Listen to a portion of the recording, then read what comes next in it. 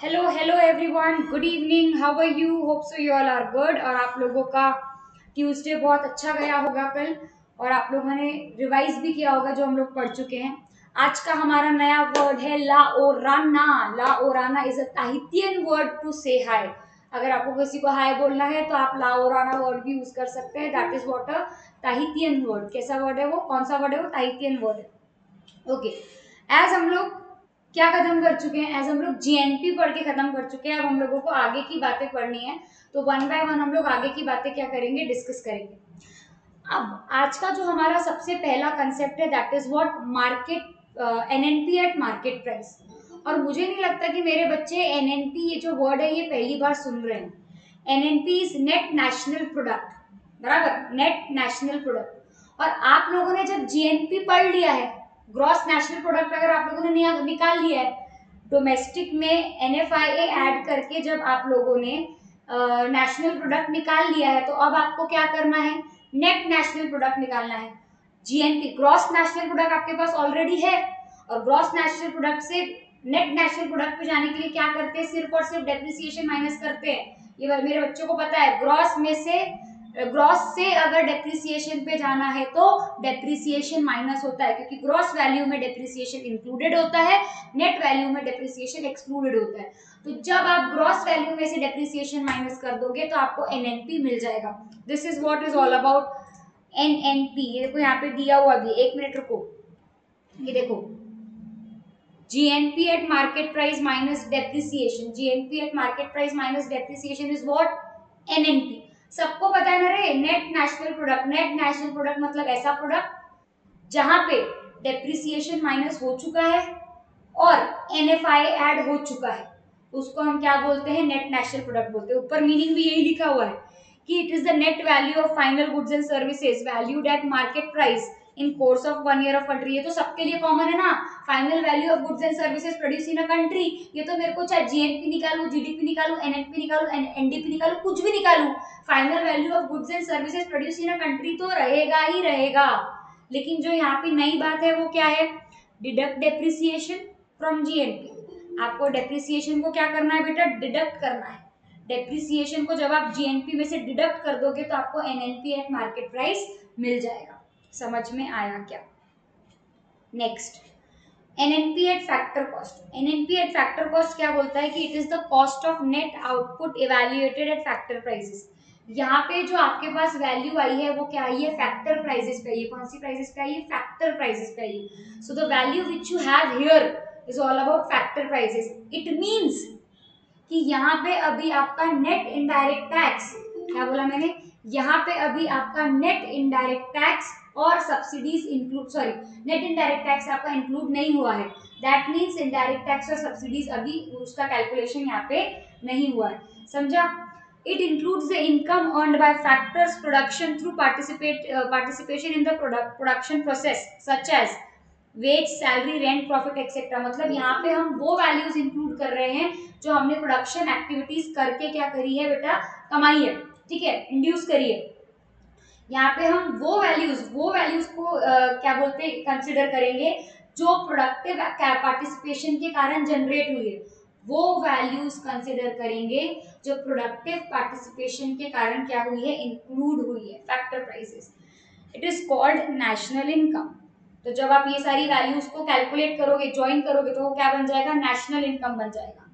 ठीक है, तो net factor NNP eight factor cost कैसे निकालते हो, जब आपके पास एनएनपी एट मार्केट प्राइस है, उसमें से जब आप इनडायरेक्ट टैक्स को माइनस कर देते हो और सब्सिडी को प्लस कर देते हो तो आपको क्या मिल जाता है, नेट फैक्टर कॉस्ट मिल जाता है। अभी ये इनडायरेक्ट टैक्स सब्सिडी को अलग अलग लिखो चाहे नेट इनडायरेक्ट टैक्स लिखो, बात एक ही है। समझ में आया क्या, समझा क्या? ठीक है, अब अगर आपके पास GNP at market price available है और उसमें से जब आप डेप्रिसिएशन माइनस करते हो, इनडायरेक्ट टैक्स को माइनस करते हो और सब्सिडी को प्लस करते हो, तो आपको क्या मिल जाता है, नेशनल इनकम मिल जाता है। क्या मिल जाता है, नेशनल इनकम मिल जाता है। समझा क्या, national income at factor cost, समझा क्या? ये भी एक तरीका है। जीएनपी एट मार्केट प्राइस अगर आपके पास है तो उसमें से डेप्रिसिएशन माइनस करो, इनडायरेक्ट टैक्स माइनस करो और प्लस सब्सिडी कर दो, तो आपको क्या मिल जाएगा, national income at factor cost मिल जाएगा। या आपके पास national income at market price दिया हुआ है, तो आप क्या करोगे, उसमें से आप इनडायरेक्ट टैक्स माइनस कर दोगे और सब्सिडी को प्लस कर दोगे। रिवर्स कैलकुलेशन है, रिवर्स रिवर्स, मार्केट प्राइस से फैक्टर कॉस्ट पे जाया जा रहा है, ठीक है। तो इनडायरेक्ट टैक्स क्या होगा बेटा, माइनस होगा, और सब्सिडी क्या होगी, प्लस होगी। नॉर्मली क्या होता है, इनडायरेक्ट टैक्स प्लस होता है और सब्सिडी क्या होती है बेटा, माइनस होती है। लेकिन हम रिवर्स कैलकुलेशन कर रहे हैं, तो इनडायरेक्ट टैक्स माइनस होगा और सब्सिडी क्या होगी, प्लस होगी। ये क्या हो गया आपका एनएनपी एट फैक्टर कॉस्ट। अब आपका एनएनपी एट मार्केट प्राइस जो है वो एनएनपी एट फैक्टर कॉस्ट से हमेशा क्या रहेगा, ज्यादा रहेगा, क्योंकि जनरली आपका टैक्स क्या होता है, ज्यादा होता है। मतलब जो आपकी ऐड होने वाली वैल्यू है वो क्या रहती है, ज्यादा रहती है, और सब्सिडी आपकी क्या रहती है, कम रहती है। तो ऐसे केस में आपका क्या रहेगा बेटा, ऐसे केस में आपका क्या रहेगा, net market price, net NNP eight market price आपका एनएनपी एट फैक्टर कॉस्ट से क्या रहेगा, ज्यादा रहेगा। वापस से केयरफुली सब लोग सुनेंगे, क्या बोला मैंने, NNP eight market price NNP eight factor cost से ज्यादा रहेगा। उसका कारण ये है कि इनडायरेक्ट टैक्स जो है वो सब्सिडी से क्या रहता है, ज्यादा रहता है, ठीक है। तो इनडायरेक्ट टैक्स सब सब्सिडी से ज्यादा रहेगा, तो मतलब वैल्यू प्लस ज्यादा होगी, क्योंकि इनडायरेक्ट टैक्स प्लस होता है ना, तो वैल्यू प्लस ज्यादा होगी। और जब वैल्यू प्लस ज्यादा होगी तो NNP eight market price NNP eight factor cost से क्या रहेगा, ज्यादा रहेगा, क्योंकि टैक्स सब्सिडी से कम रहता है, जनरली टैक्स सब्सिडी से कम रहता है। However, in some exceptional cases, कभी कभार अगर इन केस आपकी सब्सिडी आपके टैक्स से ज्यादा है, तो इन दैट केस आपका NNP eight factor cost NNP eight market price से ज्यादा रहेगा। लेकिन वो कब होगा, इन वेरी रेयर केसेस, जब आपकी सब्सिडी ज्यादा है और टैक्स कम है। समझा क्या, यहाँ तक कोई डाउट, सिर्फ यस और नो में आंसर चाहिए मेरे को। Is there any doubt in NNP, फटाफट समझा अच्छे से, आज एनएनपी समझा सबको अच्छे से, कोई डाउट नहीं है, ओके। अब हम शुरू करते हैं डोमेस्टिक इनकम। डोमेस्टिक इनकम का मतलब होता है ऐसी इनकम जो मैंने मेरी कंट्री में with in the domestic territory जो मैंने कमाई है, वो मेरी क्या रहती है, डोमेस्टिक इनकम रहती है। Domestic income means is the income which is earned by the country with in the domestic territory, समझ में, which is earned by the economy in the domestic territory. So domestic income ऐसी income होती है जो हमने हमारी country में, with in our country में क्या किया है, जनरेट किया है with the help of factors of production. Domestic income मतलब ऐसी इनकम जो फैक्टर्स ऑफ प्रोडक्शन की मदद से अपनी रिसोर्सेज को यूज करके साल भर में हमने कमाई है, उसको हम क्या कहते हैं, डोमेस्टिक इनकम कहते हैं। क्या कहते हैं, domestic income is income generated by factors of production with in the country from its own resources. Factors of production को यूज करके विद इन द कंट्री अपनी रिसोर्सेज को यूज करके जो मैंने इनकम कमाई है उसको मैं क्या कहती हूँ, डोमेस्टिक इनकम कहती हूँ। समझ में आया, समझा।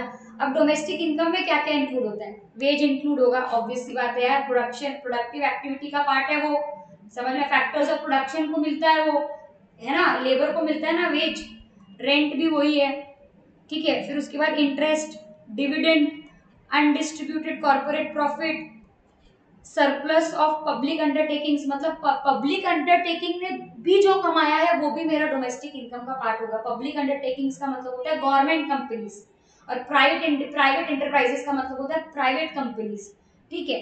मिक्स्ड इनकम मतलब सेल्फ ओन्ड इनकम, ठीक है।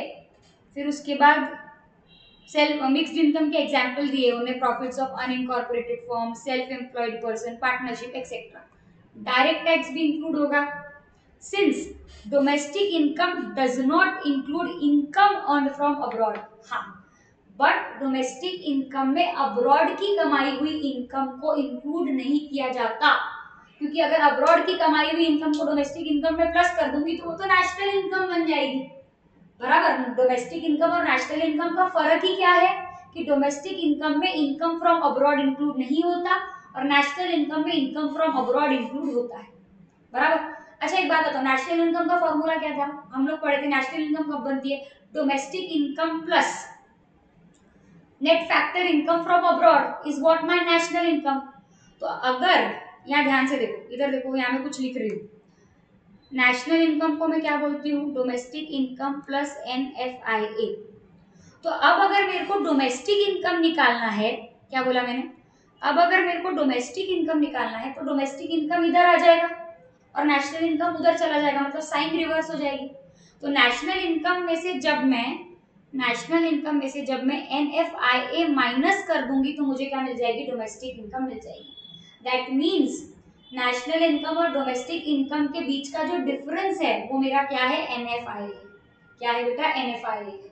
तो अगर आपके पास नेशनल इनकम है और उससे अगर आपको डोमेस्टिक इनकम पे जाना है तो net factor income from abroad को माइनस कर दो तो डोमेस्टिक इनकम मिल जाएगी। समझ में आया क्या, समझा सबको? ओके।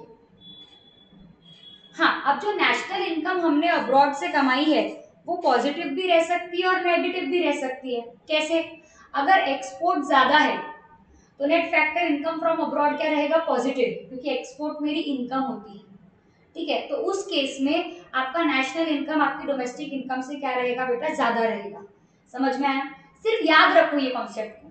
फिर उसके बाद अगर अब आपका इंपोर्ट ज्यादा है, दैट मीन्स आपके खर्चे ज्यादा हो रहे हैं, इंपोर्ट ज्यादा है आपका, तो उस केस में आपकी नेशनल इनकम आपकी डोमेस्टिक इनकम से क्या रहेगी, कम रहेगी, क्योंकि आपकी डोमेस्टिक इनकम की कमाई ज्यादा है लेकिन इनकम फ्रॉम अब्रॉड की कमाई क्या है, कम है।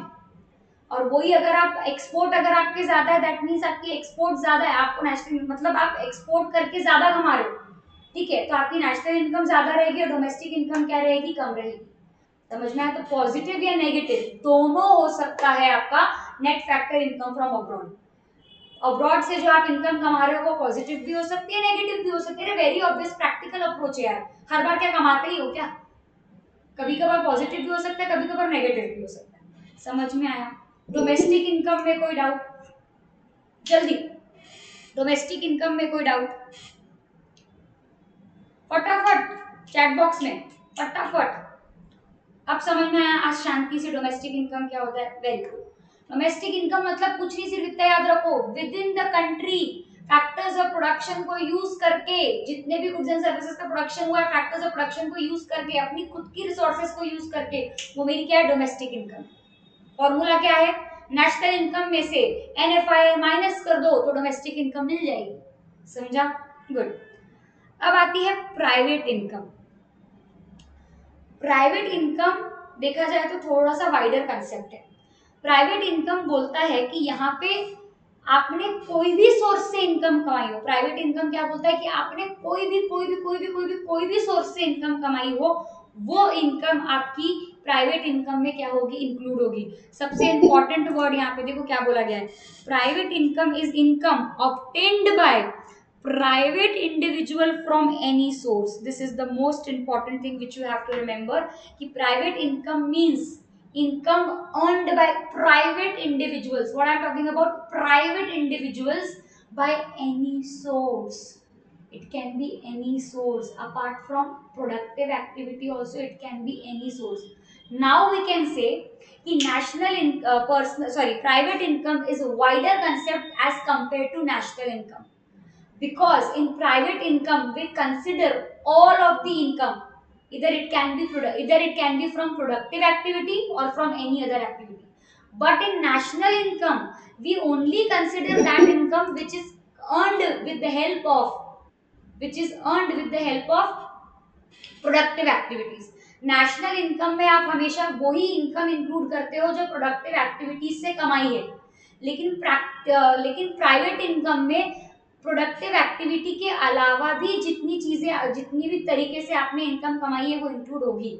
समझ में आया क्या बोला मैंने? प्राइवेट इनकम में प्राइवेट इंडिविजुअल्स ने किसी भी सोर्स से जितनी भी इनकम कमाई है वो सारी इंक्लूड होगी, जबकि नेशनल इनकम में सिर्फ प्रोडक्टिव एक्टिविटी से रिलेटेड इनकम आपकी क्या होती थी, इंक्लूड होती थी। तो प्राइवेट इनकम में आप क्या क्या इंक्लूड करते हो? नेशनल इनकम तो इंक्लूड होगा ही, प्लस ट्रांसफर पेमेंट भी इंक्लूड होगा, प्लस क्या इंक्लूड होगा, ट्रांसफर पेमेंट भी इंक्लूड होगा। और जबकि नेशनल इनकम में हम ट्रांसफर पेमेंट इंक्लूड नहीं करते थे, लेकिन प्राइवेट इनकम में हम ट्रांसफर पेमेंट इंक्लूड कर रहे हैं। तो प्राइवेट इनकम वाइडर कॉन्सेप्ट हुआ कि नहीं हुआ? बिल्कुल हुआ, कि नेशनल इनकम में ट्रांसफर पेमेंट इंक्लूड नहीं हो रहा था, लेकिन प्राइवेट इनकम में ट्रांसफर पेमेंट इंक्लूड हो रहा है। और ट्रांसफर पेमेंट का मतलब अब मेरे बच्चों को पता। इंटरेस्ट ऑन पब्लिक डेट ये भी इंक्लूड होगा। सोशल सिक्योरिटी इंक्लूड नहीं होगी, वो भी कौन सी वाली, इम्प्लॉइज कॉन्ट्रीब्यूशन, एम्प्लॉयर नहीं बोल रही मैं, इम्प्लॉइज कॉन्ट्रीब्यूशन जो है, इम्प्लॉई ने जो कॉन्ट्रीब्यूशन किया है सोशल सिक्योरिटी के तरफ वो इंक्लूड नहीं होगा। अबे वो तो उसी का कॉन्ट्रीब्यूशन है ना, वो उसको भी इंक्लूड कर लोगे क्या, ठीक है। And profit and surplus of public undertakings, public undertakings ने मतलब गवर्नमेंट कंपनीज ने जितना प्रॉफिट या सरप्लस कमाया होगा उसको मैं प्राइवेट इनकम में इंक्लूड नहीं करूंगी, क्योंकि यहाँ पे गवर्नमेंट इनकम की बात नहीं हो रही है, यहाँ पे प्राइवेट इंडिविजुअल्स की इनकम की बात हो रही है। तो हमको क्या लेना है, प्राइवेट इंडिविजुअल्स की इनकम लेना है। किसकी इनकम लेना है, प्राइवेट इंडिविजुअल्स की इनकम लेना है। गवर्नमेंट ने कितना कमाया, पब्लिक अंडरटेकिंग ने कितना कमाया, उससे हमको लेना देना नहीं है। एक यहाँ पे पॉइंट देखो क्या इंक्लूड करना है, ट्रांसफर पेमेंट इंक्लूड करना है, such age pension, unemployment allowance, sickness, social securities, benefit, gift, remittance from abroad, windfall gains, lottery से कमाई हुई इनकम हो, यानी कोई भी इनकम रे बाबा, कोई भी इनकम, सबको मेरे को क्या करना है, इंक्लूड करना है। कोई भी इनकम हो सबको मेरे को क्या करना है, इंक्लूड करना है, ठीक है। अब क्या इंक्लूड नहीं करोगे, income from government departments, government department से जो इनकम हुई है उसको इंक्लूड नहीं करोगे। As well as surplus from public undertakings, public undertakings से कमाई हुई इनकम को भी इंक्लूड नहीं करोगे। And employees contribution to social security, अबे एम्प्लॉयर कंट्रीब्यूशन को इंक्लूड करना है, लेकिन एम्प्लॉय कंट्रीब्यूशन जो है सोशल सिक्योरिटी की तरफ उसको इंक्लूड नहीं करना है। देखो ऊपर देखो, हमने बाकी चीज ट्रांसफर पेमेंट में हम लोगों ने social security, benefit, gift, remittance ये इंक्लूड किया है जो एम्प्लॉयर का कंट्रीब्यूशन है, लेकिन एम्प्लॉइज कंट्रीब्यूशन जो है सोशल सिक्योरिटी की तरफ वो हमने प्राइवेट अंडरटेकिंग, प्राइवेट इनकम में इंक्लूड नहीं किया है। सो अब मेरे साथ बोलेंगे, private income is all about national income plus transfer payment plus interest on public debt minus social security minus profit and surplus of public undertaking. This is what all about your private income, and private income is having wider concept as compared to national income, क्योंकि national income में transfer payment include नहीं होते पर private income में national transfer payment include होते हैं. Next, अब क्या आता है आपका पर्सनल इनकम, एक इंडिविजुअल के द्वारा कमाई गई इनकम को पर्सनल इनकम कहा जाता है।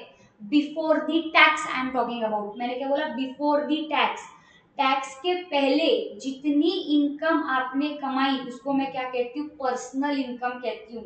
जैसे 1 लाख रुपए मैंने कमाया इन ऑल, तो 1 लाख रुपए मेरी क्या रहेगी, पर्सनल इनकम रहेगी। क्या रहेगी, मेरी पर्सनल इनकम रहेगी, ठीक है।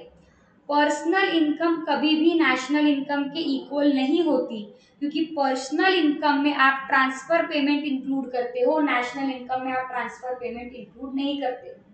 क्या बोला मैंने, पर्सनल इनकम कभी भी नेशनल इनकम से इक्वल नहीं रहेगी, क्योंकि पर्सनल इनकम में ट्रांसफर पेमेंट इंक्लूड होता है, नेशनल इनकम में ट्रांसफर पेमेंट इंक्लूड नहीं होता। अब फॉर्मूला देखो पहले, यहाँ से आधी बातें क्लियर हो जाए। पर्सनल इनकम कैसे निकालोगे, national income minus undistributed corporate profit minus profit tax minus social security contribution plus transfer payment plus interest on public debt. Confused ma'am, पहले तो मेरे को पता है आपके दिमाग के घोड़े कहाँ दौड़ रहे होंगे। आपका दिमाग बोल रहा होगा कि मैम प्राइवेट इनकम और पर्सनल इनकम में फर्क क्या है। प्राइवेट इनकम और पर्सनल इनकम में फर्क है। प्राइवेट इनकम जो होती है उसमें आपका अनडिस्ट्रीब्यूटेड प्रॉफिट और प्रॉफिट टैक्स इंक्लूडेड होता है, और पर्सनल इनकम में अनडिस्ट्रीब्यूटेड प्रॉफिट और personal tax profit tax include नहीं होता है। अब पूछोगे क्यों, अरे प्राइवेट इनकम में तो सब तरीके की इनकम इंक्लूड हो रही है ना बे, लेकिन आपका जो पर्सनल इनकम है, तो पर्सनल इनकम मतलब अनडिस्ट्रीब्यूटेड प्रॉफिट जो अभी तक लोगों तक पहुंचा ही नहीं है उसको पर्सनल इनकम का पार्ट कैसे मानूं। पर्सनल इनकम मतलब जो इनकम इंडिविजुअल को मिल गई है, बराबर। तो जब अनडिस्ट्रीब्यूटेड प्रॉफिट मतलब जो प्रॉफिट बटा ही नहीं है, अब जो प्रॉफिट इंडिविजुअल तक बटा ही नहीं है, गया ही नहीं है, उसको मैं कैसे पर्सनल इनकम में इंक्लूड कर लूं। और पर्सनल इनकम मतलब क्या, टैक्स के पहले की इनकम। और प्राइवेट इनकम में टैक्स इंक्लूड हो चुका है, और मुझे कौन सी इनकम चाहिए, टैक्स के पहले की। तो टैक्स के पहले की, सॉरी, हाँ, तो मुझे कौन सी इनकम चाहिए, टैक्स के पहले की। टैक्स के पहले की इनकम चाहिए तो मुझे टैक्स को क्या करना पड़ेगा, माइनस करना पड़ेगा। समझ में आएगा, किसमें से, प्राइवेट इनकम में से, क्योंकि प्राइवेट इनकम में टैक्स इंक्लूड हो चुका है और मुझे टैक्स के पहले की इनकम चाहिए, तब जाके मैं पर्सनल इनकम में क्या कर पाऊंगी, पैर रख पाऊंगी। समझ में आया क्या? So there is a difference between private and personal income, and the main difference is की पर्सनल इनकम में अनडिस्ट्रीब्यूटेड प्रॉफिट और टैक्स इंक्लूड नहीं होता। समझा क्या? समझा क्या? सो अभी ये वाला जो कैलकुलेशन है, जो अभी मैं फॉर्मूला आपको बताने वाली हूँ, ये मैं नेशनल इनकम के जरिए क्या कर रही हूँ, पर्सनल इनकम कैलकुलेट कर रही हूँ। तो नेशनल इनकम के जरिए पर्सनल इनकम कैसे कैलकुलेट करते हैं, देखो, national income minus undistributed corporate profit minus profit tax minus social security contribution plus transfer payment तो इंक्लूड करना ही है, plus interest on public debt, तो ये तो इंक्लूड कर रही है। ट्रांसफर पेमेंट और इंटरेस्ट ऑन पब्लिक डेट इसलिए इंक्लूड कर रही हूँ क्योंकि वो लोगों के हाथ में पहुंच चुका है, तो वो पर्सनल इनकम का पार्ट है।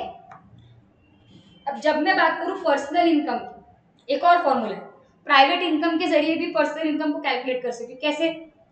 प्राइवेट इनकम कैलकुलेट हो गई, आधा फॉर्मूला तो सेम ही था ना, जो अपन ऊपर देखिए, national income plus transfer payment plus interest on public debt, आधा फॉर्मूला सेम था। उसमें से अगर मैं अनडिस्ट्रीब्यूटेड कॉर्पोरेट प्रॉफिट और प्रॉफिट टैक्स को अगर माइनस कर दूं तो मुझे पर्सनल इनकम मिल जाती है। क्या बोला मैंने? अगर मैं प्राइवेट इनकम में से अनडिस्ट्रीब्यूटेड कॉर्पोरेट प्रॉफिट और प्रॉफिट टैक्स को अगर मैं माइनस कर दूं तो मुझे क्या मिल जाता है, पर्सनल इनकम मिल जाता है।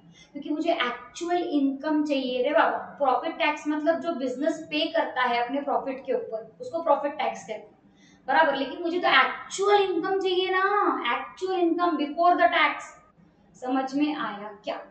समझा क्या? ओके, यहाँ तक के कोई डाउट? फटाफट बताओ चैट बॉक्स में।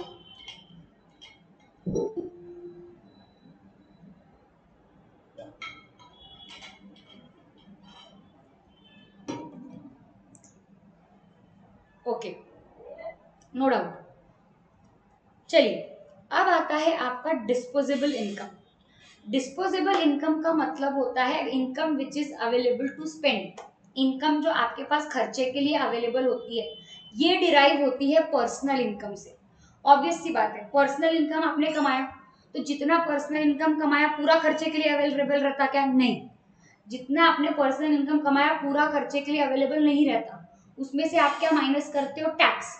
तो टैक्स माइनस करने के बाद जो खर्चे के लिए आपके पास इनकम बची उसको बोलते हैं डिस्पोजेबल इनकम। उसको क्या बोलते हैं? Disposable income. The income which is there for spend, the income which is there to bear the expenses. ठीक है, तो डिस्पोजेबल इनकम मतलब ऐसी इनकम जो आपके पास खर्चे के लिए अवेलेबल है आफ्टर द टैक्स। टैक्स करने के बाद जो एक्चुअल पैसा आपके हाथ में अवेलेबल है उसको हम कहते हैं disposable income. The income which is available in your hand to do the expenses. समझ में आया? आपने जो कमाया वो क्या था बेटा? आपने जो कमाया वो पर्सनल इनकम थी, अभी उसमें टैक्स इंक्लूडेड है, फिर आपने टैक्स पे किया, तो जो बची हुई इनकम है वो आपकी क्या है? डिस्पोजेबल इनकम है। समझ में आया क्या? So disposable income is nothing but personal income minus the direct tax. Obvious सी बात है। लेकिन अब जितनी डिस्पोजेबल इनकम आपके पास है, क्या आप वो पूरी खर्चा कर देते क्या? नहीं। डिस्पोजेबल इनकम के भी दो टुकड़े होते हैं। कैसे? एक टुकड़ा कंजम्पशन एक्सपेंडिचर का और दूसरा टुकड़ा सेविंग का। पूरे पैसे कभी आप खर्चा नहीं करते, कुछ पैसे आप सेव करते हो और कुछ पैसे आप खर्चा करते हो। तो डिस्पोजेबल इनकम को भी दो टुकड़ों में बांटा गया है, that is what consumption expenditure and saving. So consumption expenditure और सेविंग्स को भी अगर आप प्लस करोगे तो क्या बनता है? डिस्पोजेबल इनकम बनता है। समझ में आया क्या? अब डिस्पोजेबल इनकम मिलता कैसे? नेशनल इनकम आपके पास है, उसमें से बिजनेस सेविंग को माइनस कर दो। बिजनेस सेविंग को मैं डिस्पोजेबल इनकम में कैसे ले लूं? वो मेरे इनकम का पार्ट ही नहीं है, वो तो बिजनेस के पास रिटेन किया हुआ है, मुझे मिला ही नहीं, तो मेरी सेविंग का, मेरी इनकम का पार्ट कैसे हुआ? वो तो बिजनेस के पास है ना, इंडिविजुअल को मिला थोड़ी। तो बिजनेस सेविंग को हटा देंगे। उसके बाद इनडायरेक्ट टैक्सेस को हटा देंगे, सब्सिडीज को क्या कर देंगे? प्लस। इनकम कैलकुलेट हो रहा है ना, माइनस डायरेक्ट टैक्स तो इंक्लूड ही नहीं करना है क्योंकि डिस्पोजेबल इनकम चाहिए, टैक्स के बाद की इनकम चाहिए ना। Then direct tax on business minus social security of payment plus transfer payment plus net factor income from abroad, इससे आपको क्या मिल जाएगा, डिस्पोजेबल इनकम मिल जाएगा। अबे net factor income from abroad कमाई तो मेरी है, भले ही अब्रॉड से कमाई तो क्या हुआ है तो मेरी इनकम का पार्ट। ट्रांसफर पेमेंट भले ही वन वे क्या हुआ, मिला तो मेरे को ना, भले ही नेशनल इनकम में इंक्लूड नहीं होता लेकिन डिस्पोजेबल इनकम में इंक्लूड होगा क्योंकि वो मेरी इनकम है, मेरी कमाई हुई इनकम है वो। समझ में आया क्या, समझा? So this was your disposable income. Any doubt disposable income में? फटाक से जल्दी बताओ, वेटिंग फॉर यू गाइस।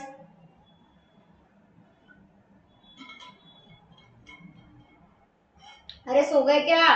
लाओ Rana, good morning, hello everyone, कहाँ गए? Vipin, Ankush, Akul, Dikshita, Vedika, any doubt? कुश, विक्की, किसी को any doubt? Prateek, Nancy, is there any doubt? Okay okay, चलो proceed further. Real income. Real income is all about, the real national income is expressed in the terms of general price level of a particular year taken as base. कभी भी real income आप express करते हो in the terms of price of, in the terms of general price level of the base year. जब आप base year की price को consider करके इनकम कैलकुलेट करते हो तो उसको हम कहते हैं रियल इनकम। याद करो हमने दो चीजें पढ़ी थी, एक नॉमिनल जीडीपी, एक रियल जीडीपी। तो रियल जीडीपी में आप बेस प्राइस को लेके नेशनल इनकम कैलकुलेट करते हो और नॉमिनल जीडीपी में आप करंट प्राइस को लेके नेशनल इनकम क्या करते हो, कैलकुलेट करते हो। तो जब आप इनकम को, नेशनल इनकम को एक्सप्रेस करते हो जनरल प्राइस लेवल पे of a particular year taken base, मतलब बेस ईयर के प्राइस को कंसिडर करके जब आप नेशनल इनकम को कैलकुलेट करते हो, एक्सप्रेस करते हो, क्या बोला मैंने, बेस ईयर के प्राइजेस को लेकर जब आप नेशनल इनकम को एक्सप्रेस करते हो तो उसको हम क्या कहते हैं बेटा, रियल इनकम कहते हैं। उसको हम क्या कहते हैं, रियल इनकम कहते हैं। But as national income is the value of goods and services produced as expressed in the terms of current price, लेकिन हम जो नेशनल इनकम कैलकुलेट करते हैं वो हम करंट प्राइसेस पे करते हैं। लेकिन जब हम नेशनल इनकम को करंट प्राइसेस पे कैलकुलेट करते हैं तो वो हमको रियल स्टेट ऑफ इकोनॉमी नहीं बताता। अब यहाँ से आप बहुत ध्यान से सुनेंगे, बिल्कुल एकदम ध्यान से, मुझे पता है यहाँ के बाद आप लोगों का कल माथा हिल गया था, तो बहुत ध्यान से, एकदम बेसिक लॉजिक है, ध्यान से सुनोगे तो समझ जाएगा। सुनो, उनने क्या बोला, नेशनल इनकम को आप कैलकुलेट करते हो करंट प्राइस पे, तो जब आप नेशनल इनकम को करंट प्राइस पे कैलकुलेट करते हो तो वो आपको रियल पिक्चर नहीं बताता। क्या बोला मैंने, वो आपको रियल पिक्चर नहीं बताता। अब इन केस इस साल आपको ऐसा दिख रहा है कि इस साल की नेशनल इनकम ज्यादा आई है as compare to last year की नेशनल इनकम, पर क्या आपको लगता है कि इस साल की नेशनल इनकम जो ज्यादा दिख रही है वो due to increase in production of goods and services ज्यादा आई है? जरूरी है क्या ऐसा?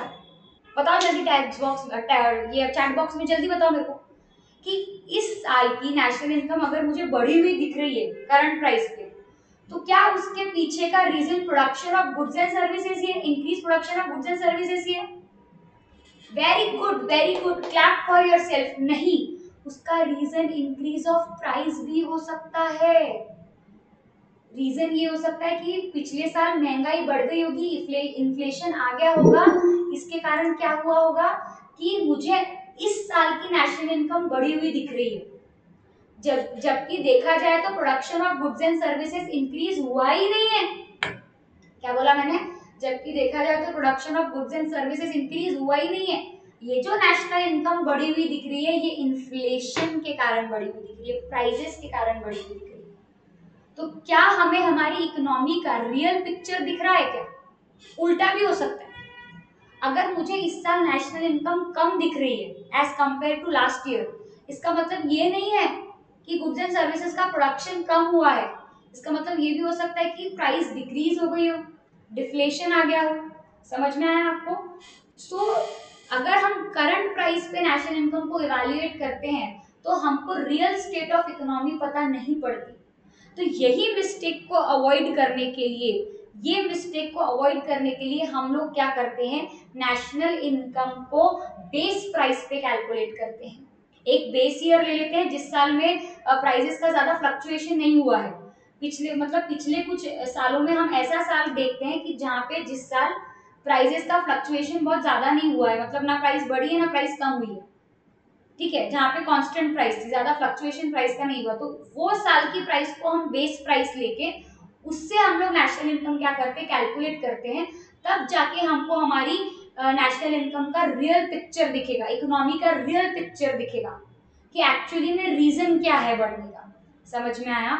और उसके लिए हम लोग ये फॉर्मूला यूज करते हैं, NNP for the current year into base year index, that is what 100 is equals to 100, कुछ भी हो सकता है, divided by current year index। समझ में आया क्या? अब आज मेरे ख्याल से आप लोगों को अच्छे से समझा होगा कि रियल नेशनल इनकम क्या होता है। समझा कि नहीं समझा? समझा? All clear? मेरे ख्याल से कल से तो बेटर आज समझ में आ ही गया होगा। ओके, मुझे पता है कि आप लोगों को कल समझ में नहीं आया था, इसलिए मैंने आज ये लेक्चर पूरा रिपीट किया दोबारा आप लोगों के लिए, ताकि आप लोगों को एकदम क्रिस्टल क्लियर हो जाए। भले ही मैं आराम आराम से बोलूँ शांति से, लेकिन समझ में आना चाहिए बॉस, ये इंपॉर्टेंट है। ठीक है, चलिए, समझ गया? तो हमको रियल पिक्चर अगर इकोनॉमी का देखना है, आपको क्वेश्चन आ सकता है, अगर आपको रियल पिक्चर इकोनॉमी का देखना है तो रियल पिक्चर ऑफ इकोनॉमी का देखने के लिए आप क्या करोगे, बेस प्राइस पे क्या करोगे, नेशनल इनकम को कैलकुलेट करोगे। क्योंकि अगर आपका नेशनल इनकम करंट प्राइस पे है तो वो आपको रियल पिक्चर ऑफ इकोनॉमी बताएगा नहीं। और बेस प्राइस पे कैलकुलेट करने के लिए फॉर्मूला क्या रहा, ये रहा। Okay, the last concept for day is per capita income. Per capita income मतलब average income of the people of a country. On an average हमारे देश में जनता कितना कमाती है, ऑन एन एवरेज हमारे देश में लोग कितना कमा लेते हैं in a particular year. On an average एक साल में हमारे देश में लोग कितना कमा लेते हैं, उसको मैं क्या कहती हूँ, एवरेज, उसको मैं कहती हूँ पर कैपिटा इनकम, उसको मैं क्या कहती हूँ, पर capita income. Per capita income for the year मतलब ऑन एन एवरेज साल भर में मेरे देश के लोग कितना कमा लेते हैं, उसको मैं क्या कहती हूँ, पर कैपिटा इनकम कहती हूँ। This concept also refers the measurement of income at current price and constant price. पर कैपिटा इनकम भी आप करंट प्राइस पे भी कैलकुलेट कर सकते हो और कांस्टेंट प्राइस पे भी कैलकुलेट कर सकते हो। तो उसका फॉर्मूला है national income divided by population. ठीक है, क्या बोला, national income of a country is divided by population of the country in that year. उसी ईयर की बात हो रही, सेम ईयर की national income divided by the population, उसको हम क्या बोलते हैं बेटा, उसको हम बोलते हैं कैपिटा इनकम। उसको हम क्या बोलते हैं, पर कैपिटा इनकम।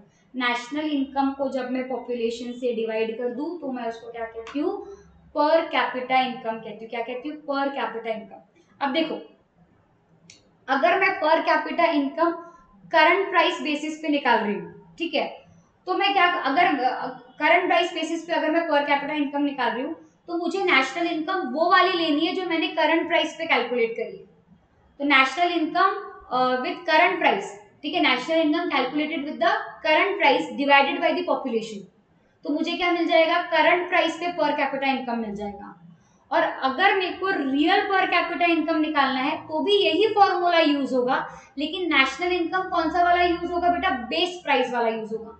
बेस प्राइस के जरिए जो मैंने रियल नेशनल इनकम कैलकुलेट किया था उसको मैं पॉपुलेशन से डिवाइड करूंगी तो मुझे क्या मिल जाएगा बेटा, रियल पर कैपिटा इनकम मिल जाएगा। समझ में?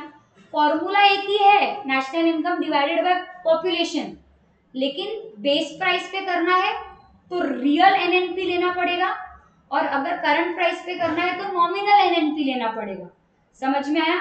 दोनों जगह लेना नेशनल इनकम ही है, लेकिन रियल पर कैपिटा निकालना है तो बेस प्राइस वाला नेशनल इनकम लो, और अगर आपको करंट प्राइस वाला निकालना है तो आप करंट प्राइस वाला पर कैपिटा इनकम अगर निकालना है तो करंट प्राइस नेशनल इनकम लो। समझा क्या? मेरे ख्याल से आज तो समझ ही गया होगा, आज तो समझ गया। समझा रियल इनकम? आज हम लोगों ने क्या क्या पढ़ा, एनएनपी पढ़ा, आज हम लोगों ने डिस्पोजेबल इनकम पढ़ा, ठीक है, आज हम लोगों ने पर्सनल इनकम पढ़ा, प्राइवेट इनकम पढ़ा, उसके बाद हम लोगों ने पर कैपिटा इनकम पढ़ा, ठीक है, बहुत सारी चीजें हम लोगों ने पढ़ी, समझा। तो यहाँ पे हमारा चैप्टर नंबर 2 नेशनल इनकम खत्म होता है। नेक्स्ट लेक्चर से हम लोग नया चैप्टर क्या करेंगे, शुरू करेंगे, समझा। नेक्स्ट लेक्चर से नया चैप्टर क्या करेंगे, शुरू करेंगे। होप सो आप लोगों को यहाँ तक के सब समझ में आया होगा। एमसीक्यू भी डिस्कस करेंगे और नेक्स्ट चैप्टर भी शुरू करेंगे। इस चैप्टर में हम लोगों ने क्या क्या पढ़ा, नेशनल इनकम का meaning, methods to calculate national income कितने होते हैं, मेरे साथ बोलो 3, वैल्यू, प्रोडक्ट एंड एक्सपेंडिचर। फिर उसके बाद हम लोगों ने कंसेप्ट देखना शुरू किया, उसमें सबसे पहले जीडीपी देखा, जीडीपी के 3 अप्रोच देखे, फिर उसके बाद जीएनपी देखा, उसके 3 अप्रोच देखे, what to include what not to include देखा, उसके बाद हम लोगों ने क्या देखा, एनडीपी, फिर हमने देखा एनएनपी, फिर हम लोग आए real income, disposable income, personal income, private income और पर कैपिटा इनकम। ये सारी बातें हम लोगों ने नेशनल इनकम में देखी, समझा। I tried my level best to explain you this concept today. आज तो मैंने पूरा जान लगा दिया बस। अब आप लोगों को समझा होगा ऐसी मैं आशा करती हूँ, समझा कि नहीं। Okay guys.